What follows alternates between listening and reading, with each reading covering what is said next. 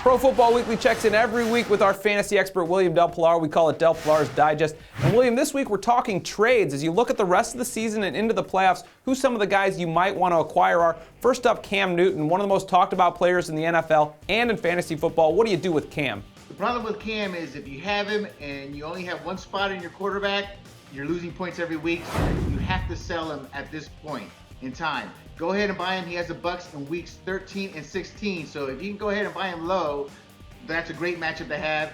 And heck, Cam Newton's doing it all with his legs right now. Yeah, and like you're talking about, you probably have another quarterback because no one drafted Cam as their number one, so you can probably afford to get rid of him if you have him.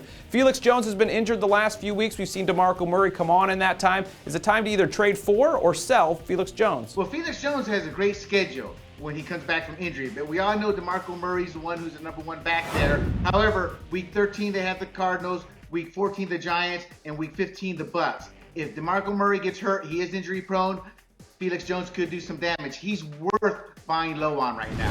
What about Brandon Marshall? We know that he's starting to get some chemistry there with Matt Moore. Is he a good candidate to buy? Great candidate to buy if Matt Moore keeps force feeding him the ball. He has the Bills in week 15 and the Patriots in week 16. Marshall is somebody you'd love to have in your lineup, so go ahead and buy him if you can. What to do with CJ2K? It seems like it's a weekly question at this point. He started to play a little better last week. Is it worth now trying to acquire him, or if you have him, just get rid of him while he has some value? I'd love to have some faith in CJ2K, but I don't. So I would recommend to sell high on him.